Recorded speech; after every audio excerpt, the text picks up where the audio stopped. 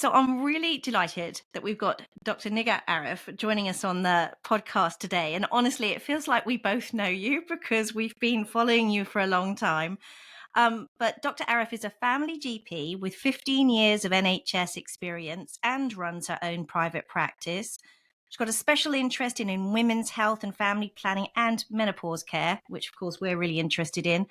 She's the resident TV doctor on BBC Breakfast, ITV's This Morning, and BBC Look East. And I don't know how you do this as well, but Sunday Breakfast Show on BBC Three Counties Radio. She is award-winning, being the recipient of the Point of Light Prime Minister's Award for her exceptional service to women's health, as well as the recipient of the 2023 Honorary She Award for her outstanding work around women's health, and an ambassador for wellbeing of women and the Good Grief Trust, which we support. We chatted to Linda Magistris a while back. So now, in her spare time, she's become an author with her new book called The Knowledge, Your Guide to Female Health from Menstruation to the Menopause, which is designed to help everyone better understand each of the three key stages of a woman's life: the puberty years, the fertility years, or the perimenopausal years. And you help by just getting to know the female body by explaining what's normal, what to expect, how to care for yourself. It's such a brilliant, it's kind of like the Bible of women's health, really, isn't it? Oh, and she's a hands-on mum to 3 young kids. So welcome. Oh my goodness, that was an introduction and a half. My imposter syndrome's going, that doesn't sound like me. Who are they talking about? It's definitely not imposter syndrome. You are an extraordinary doctor. One of the things I love about you is you make everything so accessible and fun. I don't think I've ever seen you without a smile. You do brilliant reels.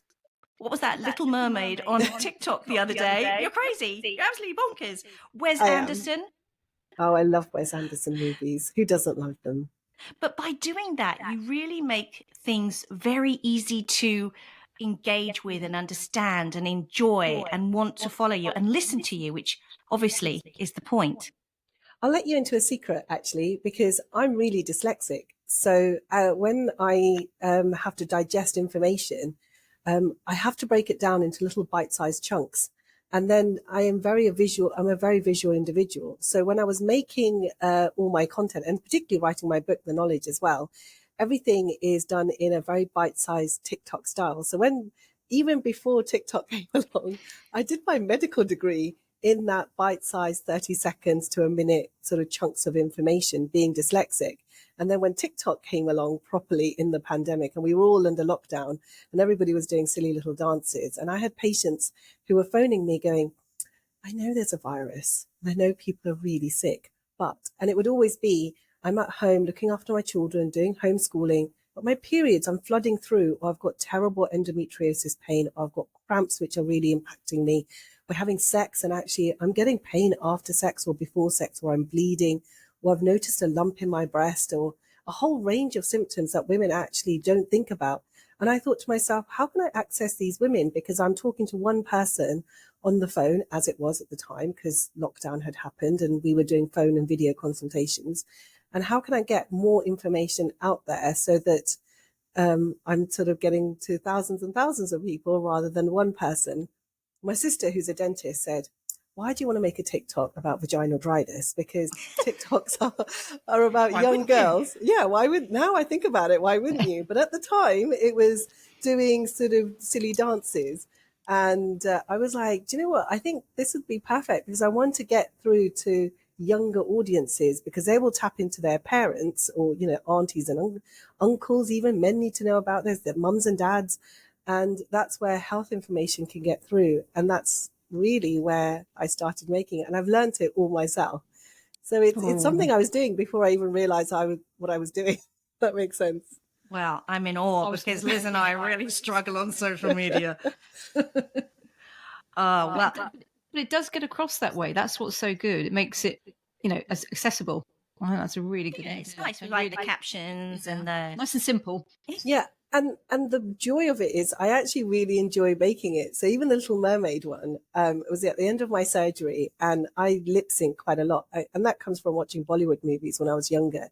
I came to the UK when I was 9, so I had to learn English. And the way I used to learn English, because I'm dyslexic, was watch people on TV and see how their lips moved. So, and then when you watch Bollywood movies, all they're doing is lip syncing to songs. And so that sort of went on and on throughout my childhood. And it's something that we've always done actually as a family when I look back. And so, again, that trend of having an earworm, a song that sticks in your head. And my children have recently seen The Little Mermaid. So it's the first Black Little Mermaid, full of representation. It's a fantastic movie if someone hasn't seen it. But also it actually tackles a lot of feministic issues, lots of issues around how do we perceive the world? And is it now a monochrome color or is it multicultural? And I think now we're heading towards a society where everybody from all cultures want equality, but not just equality, they want equity as well. So give me information that means something to my culture and my heritage. So what I did with TikTok was provide information in different languages, because I thought, I know that information's out there, but actually how do I get through to the Pakistani woman who might have vaginal atrophy, who doesn't speak English because it's her first because it's not her first language, but her children probably all speak English in the house, but how does she have access to it when there's a pandemic? And so it's about equity of health. And so what I do with my content is do it in different languages. So I say I didn't become TikTok famous. I actually became WhatsApp famous. So what I realized is that my TikToks were coming up with the captions and also the subtitles in Urdu, in English, because I was speaking Urdu or Punjabi, talking about vagina dryness, which my sister hates. And then for 16, 17-year-olds are on the app and they say, oh, this woman who wears a hijab is talking like my mums and my grandmas speak around the family dinner table or the coffee table when we meet together for, prayers, etc. And I can understand it because it's also written in English at the same time. So then they would download it and put it in the family WhatsApp group, which would be groups of families in sort of like Canada, in US and Pakistan or India. And so when lockdown actually finished and I was shopping one day in my local Sainsbury's, and a woman excitedly followed me around every aisle, and I just thought, oh my goodness, like, is she a patient? Like, have I forgotten something that I should have done with her? Because I never know, like, what's going on. And she stopped me and she said, Dr. Nighat, I just have to tell you that my family in New Zealand adore your content, because we're actually sharing, we've got 80, 90 people in this WhatsApp group and all women, and we share your content. So that's how I realized that it's about making information not just accessible, but rooted in their cultural beliefs, and also understanding that their lived in experience is really, really valuable to how they interpret healthcare and what they feel that they should do. Because let's face it, you guys know this already, women know their bodies and they know it so well. And so we've got to stop patronizing women when it comes to understanding their own bodies, really, and saying, look, what you're going through is real. Here's the science behind it. Oh, gosh, I can see why you got the award for women's health and being such an incredible ambassador. You really are so accessible and so easy to talk to. I think I would spill my guts to you, to be honest. I'm very nosy, which is by a the good way. thing. You're very nosy. That's a good thing to ask the questions. You mentioned there about accessibility for different people, different genders. One of the things that Liz and I really wanted to ask you about in particular today, you cover so much in your book, The Knowledge, but one of the things that we feel very strongly about and want to share with our listening community is heart attacks in women, cardiac disease and heart disease in women. And I believe there's 3.6 million women in the UK who have heart disease. It's the number one killer of women in the US and the UK. 1 in 3 deaths per year, twice as much as breast cancer. 30,000 people, 30,000 women have heart attacks and end up in hospital. But we're different, aren't we? The way that we have symptoms for so long, I think we've talked about the symptoms that are seen in men, but women are different. And we really, really want to share your knowledge in what women should be looking for and how to prevent it in the first place. Could you share some of your knowledge? See what I did there? I do. Oh, well done. That was so clever. I love that link. And I covered this in my book, actually, because how often have we heard about women having heart attacks? It's usually the man who's had a heart attack. We'll tell each other about breast cancer. I feel that at the moment I'm in this sort of precipice where all we hear about women is menopause, births. We hear about period problems, and then we hear about breast cancer or cervical screening. But we don't really actually mention heart attacks at all, when it's still, as the statistics you were saying, is the number one killer. And then even distill that down into Black and Asian communities, cardiovascular disease is actually still, and type 2 diabetes, high blood pressure, affects Black and Asian communities even more, and even more when it comes to Black and Asian women. So let's go back a little bit of why do we not even take heart attack as something that women can even have? Well, all the studies that were done, the very early studies, were done on men, and still, unfortunately, when it comes to research, men are usually the first individuals that they'll research on. And then unfortunately, when it comes to research and data, women are seen as just little men. And we're not like that, because we have periods, our hormones fluctuate, we transition from our pubertal years into our midlife years, we get pregnant, we have miscarriages, unfortunately, and then we transition into perimenopause, menopause, and postmenopause for the rest of our life.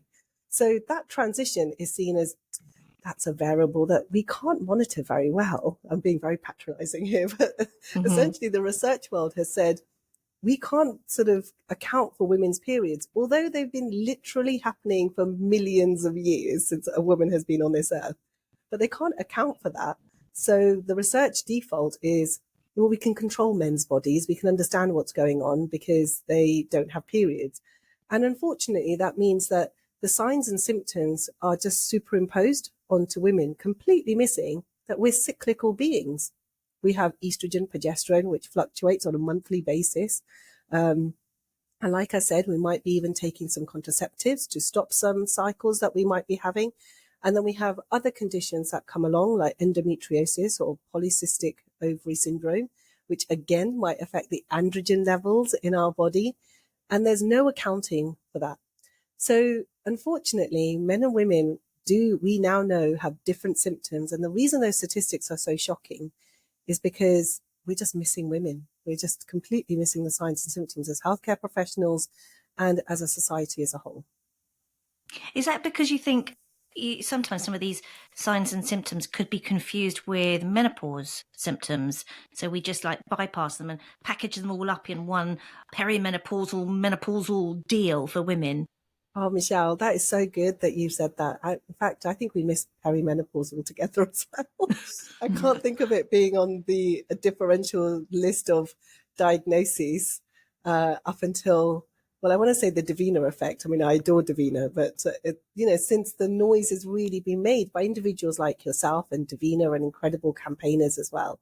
So that's really now, as doctors, we're thinking, hang on, the symptoms could overlap. And yes, symptoms do overlap because nothing's clear cut. But let's look at the symptoms, what happens in a man. So, and these aren't just gender specific, by the way, what I'm saying. We know that there are specific symptoms which can be both genders. But if you go back to what I said earlier, the research was first started on men, and that research and those symptoms have just carried on the list of symptoms.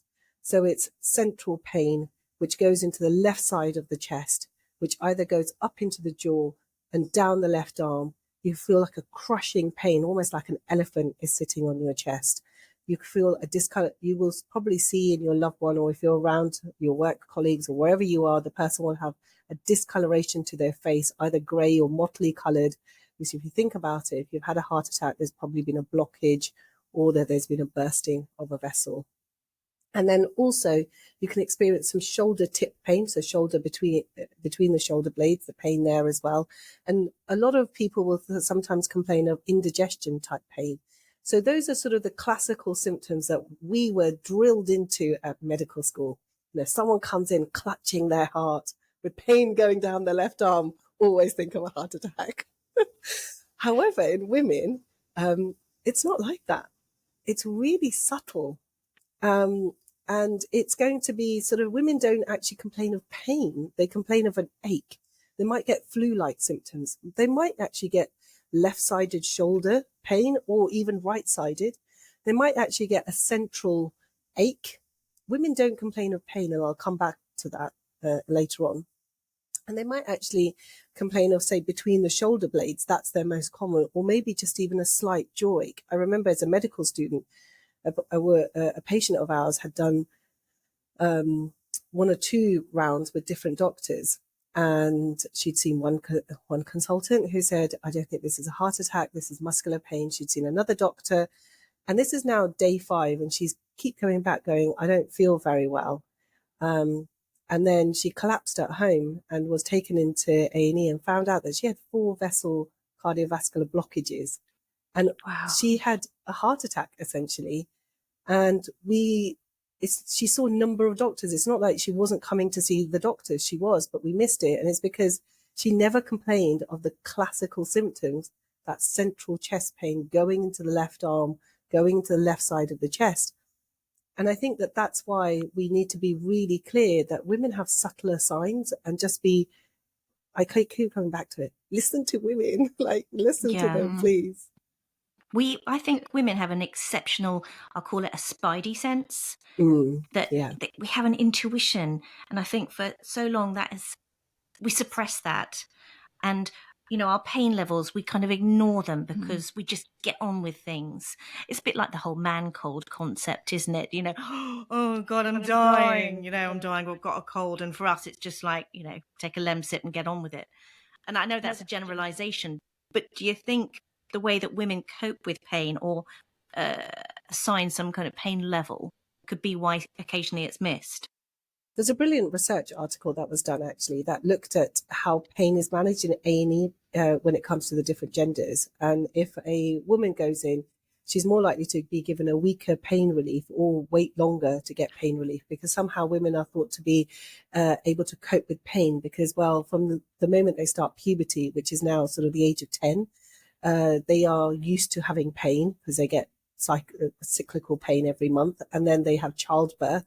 And women are, you know, if you didn't have an epidural, I hate saying this, but you were the strongest woman, and you were a strong woman because you didn't have badge of honor. Badge of honor. There's a real judgment call made by society as a whole, because giving a natural birth and enduring pain is something that women have to do. And then also later on as well, if we go into menopausal years, things like vaginal atrophy is so embarrassing. So getting the ache around the vulva and vaginal area, or even splitting of your, say, episiotomy scar, which is some women might have had if they'd had a difficult birth, well, that's something that you should be able to put up. And actually, I think we do put up with a lot. It's not an easy or comfortable conversation to have about pain, because most of it is centralized around our womb or our breast or our vagina, which are hyper-sexualized bits of our anatomy in society anyway. Nobody wants to talk about breast pain. The minute you say breast pain, they're thinking of something really sort of, again, you're sort of allowing someone to have access to your body, which we don't want people to have willy-nilly. We don't want them to have access to us because the government has access to us constantly. Look at Roe versus Wade. You know, choices about our bodies are being made consistently. Whereas men actually, suddenly, when they do get affected, say a virus, they're very vocal about it, and they will tell you, because it's not something that's not their lived in experience. That's not their norm. The other time I saw suddenly people come up in arms was COVID. Suddenly men were being told something about their bodies. They had to wear masks. I mean, for goodness sake, men had to be controlled by the government. I'm being really satirical and sarcastic here, because I remember talking to my husband about it, and he, you know, very, very early doors, and saying, I don't understand why I have to wear a mask. And I said, welcome to a woman's world who's constantly being told by governments what she can and can't do, when she can have pain relief, when she can't have pain relief, and when she can talk about something, what access she's able to have. This is our lived in experience as women. And I think that this is where, as a society, we've got to a point where finally women have said enough, hence why you're talking about heart attack symptoms on your podcast. I can remember as a junior doctor, or even as a trainee doctor, never even having any of these conversations. Well, same with menopause, really, wasn't it? That GPs were just not specifically trained about menopause. That's what I was about to ask. You know, what advice would you give if a woman goes to a doctor with the type of symptoms that you've just said about, you know, possibly for a heart attack? What would you ask to have done? You know, what check? Would it be an ECG? Would it be, you know? Actually, even on an ECG, I'll come back to it. Even on an ECG, it can be missed. So again, because all the ECGs and the data around that was all done on men. So those sticky plasters, the thing that gets in the way are our boobs. I mean, those pesky little things. Big in my case. But that's a really good got question. no chance with you, have they? But it's a really good question, actually, that you asked me, Liz. What can we do to advocate for ourselves? And I think this goes for everybody that is listening to this podcast, regardless of your age, your ethnicity, or your level of education that you might have, or level of awareness of your body. And this is what I talk about in my book as well, Knowledge, because I want to people. It's written in a very simple style, without that much jargon either. Because I'm dyslexic, I try and remove as much jargon as I possibly can. And I have a 5-point plan, and I will very, very quickly run through that. I always say, please, number one, keep a symptom diary, because you know your body the best. So write down your symptoms really carefully, because once you're in the doctor's office or the nurse's office, it's really easy to forget. Number two, when you're phoning the receptionist on the NHS, this is because I work as an NHS doctor, and you're speaking to the receptionist, she will ask you questions because she wants to triage you really carefully. And so if you've looked at the symptoms and you think, these are all my symptoms, actually don't be embarrassed to tell her, because she might want to consider giving you an on-the-day appointment with a doctor. And if you as a patient have a concern that this could be heart attack, say it. Like, don't think, oh, I'm not the expert here. Yes, you are. You are the expert of your body. Say, I think that I might be having a heart attack type symptom and I need a doctor to see me.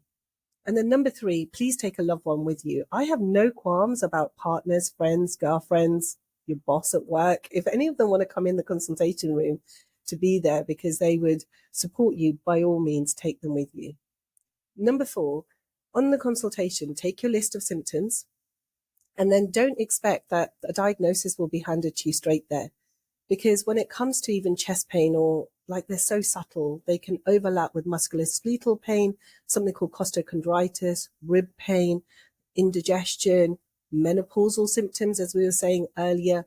So it could be that I need to send you as a doctor for a whole battery of tests and then find the diagnosis, because even on an ECG, sometimes we can miss the changes because the changes are so subtle.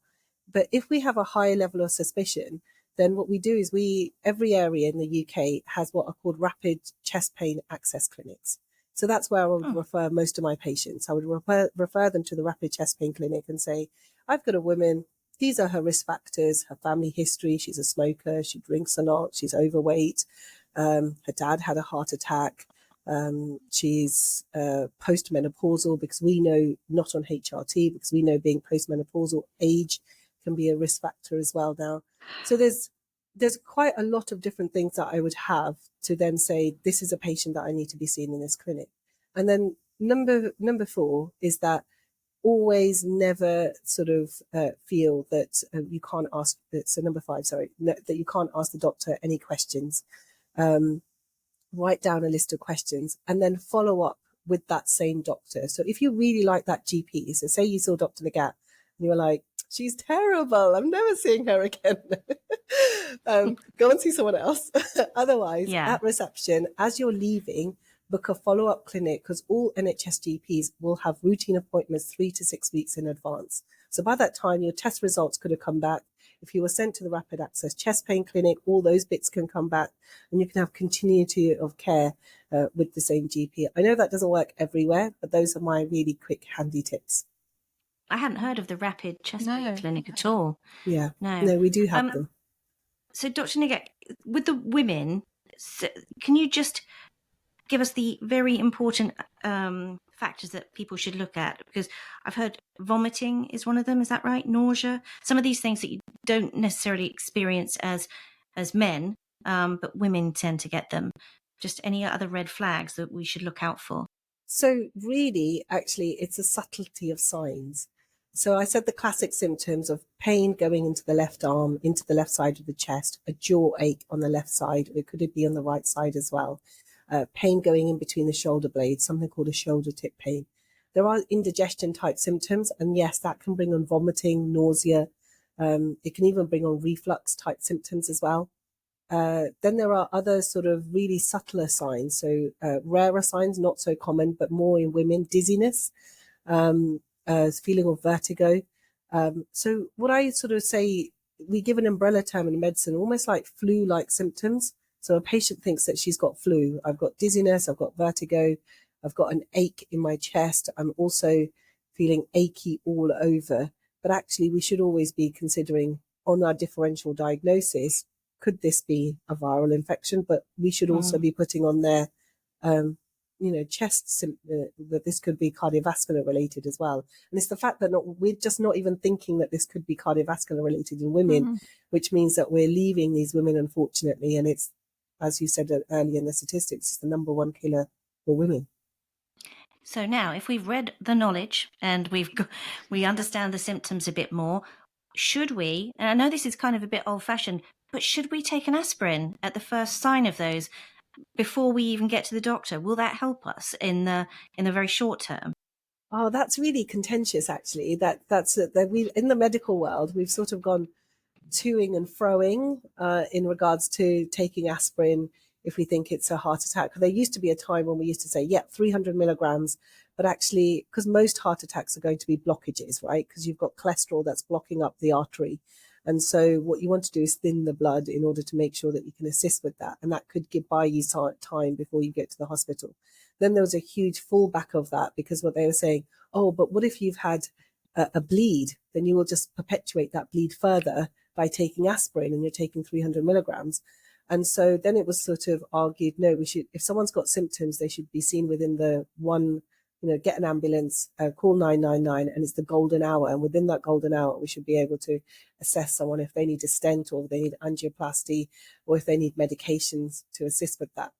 I think my number one advice would be, before you reach for the aspirin, please get urgent care. So speak to a doctor, speak to an ambulance crew, speak to a nurse, even if that's the nurse practitioner at the hospital, and say, I think I might be having chest-related symptoms. So that's your number one thing. Be guided by them, because they would know your other history. Because sometimes you might not be able to take aspirin if you're taking certain other medications. And so it's sort of left in the air in the medical world whether you take aspirin straight away or not, because I think there's a bit more contentious. But if you were going to take something between 75 to 300 milligram aspirin in order to help some of your symptoms. Right. And I have one more point that I recently read, that the risk of heart attack increases after menopause because of its relationship between estrogen protecting you against heart disease. So often women might get heart disease or heart attacks approximately 10 years later than a man might. Is that approximately true? Yeah, so this is, again, an area which is little research, but we need definitely more on. It's because there's a thought that estrogen is actually cardiovascular protective. So that means, I've, in my years of training, have sort of likened estrogen to this lovely lubricating hormone. We have estrogen receptors everywhere, from our head to our toe, and we need it. And so what it does is it allows elasticity in our blood vessels. It's what our immune system uses as an immune modulator. It's what our brain uses in its blood vessels to keep it lovely and replenished. It's what our vulval and vaginal anatomy use to keep the strength in our pelvic floors, and also to keep the vaginal flora just lovely, well lubricated. And so that's why I sort of see it that way. So if we look at cardiovascular health, so yes, women actually get heart disease a lot later than men, because we have good levels of estrogen. But then as our estrogen drops postmenopausally, or actually we now know that it starts happening in the perimenopausal years, so that fluctuation happens, then we think that it puts more pressure on our cardiovascular system. So postmenopausal women, so if you think about the national average age in the UK, is about 52, 53, which isn't that old, actually, if you think about it. And a woman isn't thinking about sort of keeping her weight down. She might smoke. She might be drinking more than her 14 units a week. She might have a family history of first-degree relative of heart disease. She might have other risk factors like high blood pressure that put her at the risk of a heart attack. Well, actually, then she's going into postmenopause.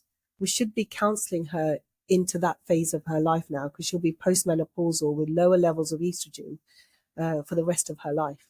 So something really amazing happens when we transition.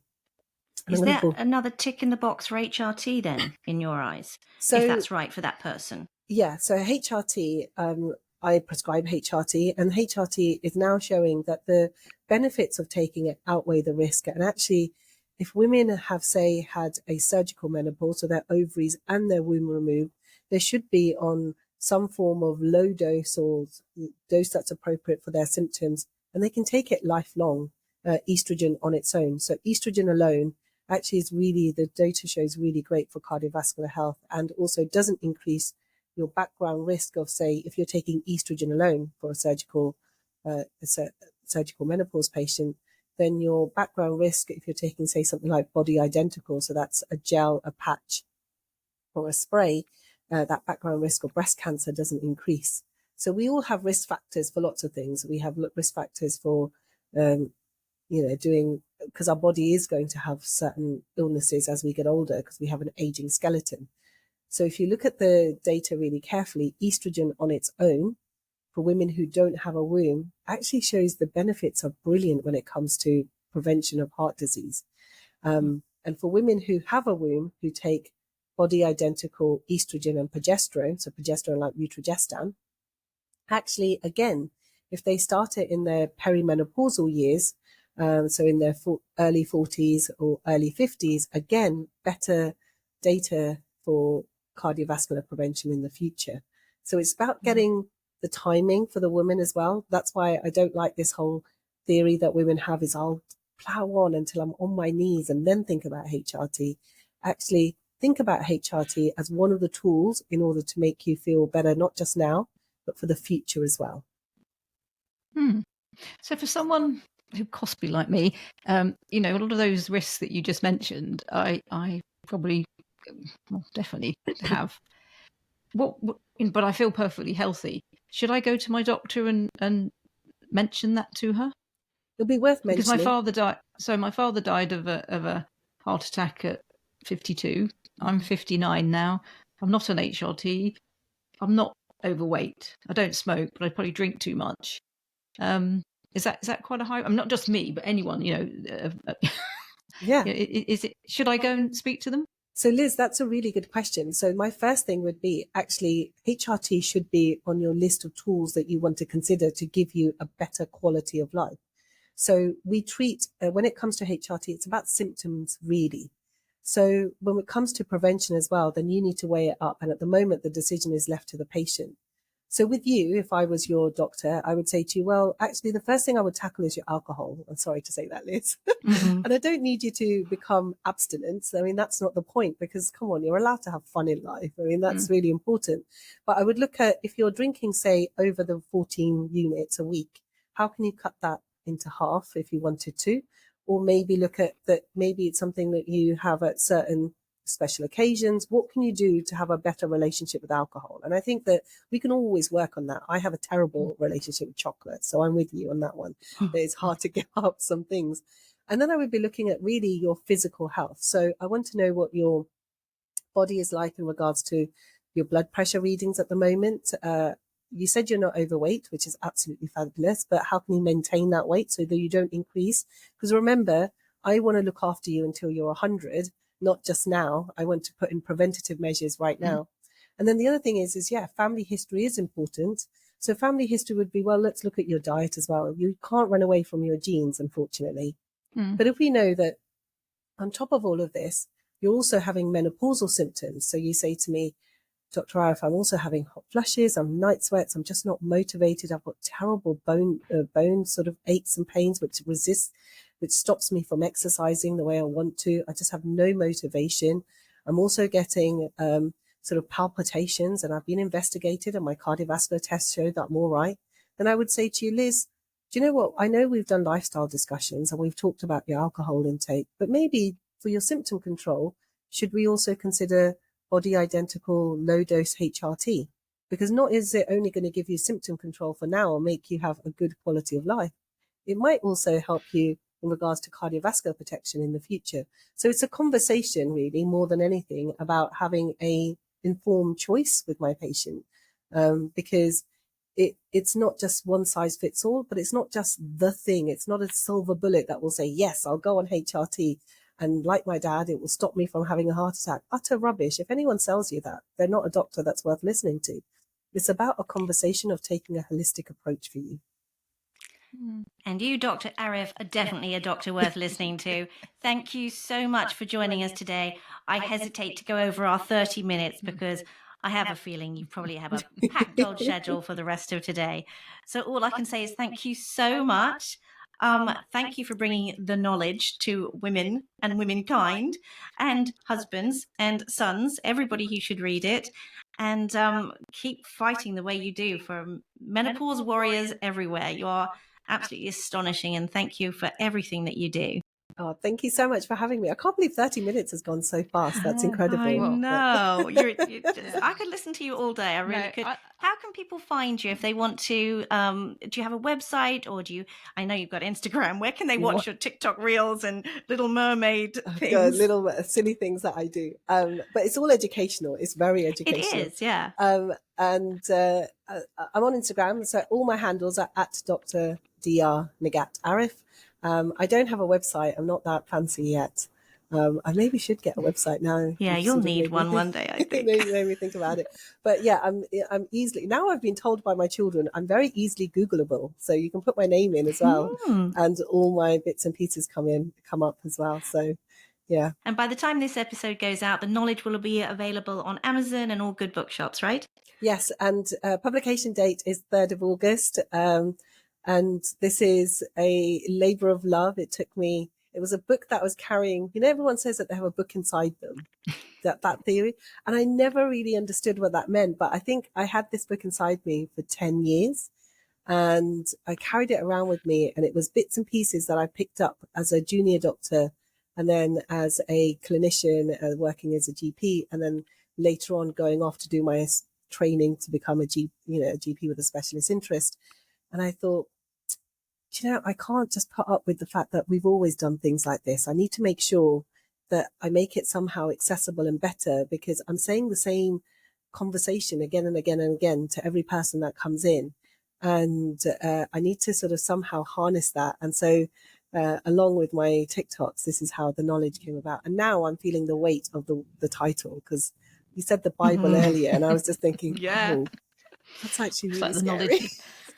Taxi knowledge as well. Yeah, that's like really scary because suddenly people think I have the knowledge, and honestly, this isn't mine to keep. This is, as I keep saying in my book repeatedly, this is my gift to everybody to have. So from the daughter to the mother to the grandchild to the husband to the father to the sons in the family unit, to all know about every woman that they come into contact with, that this is something that they should know about.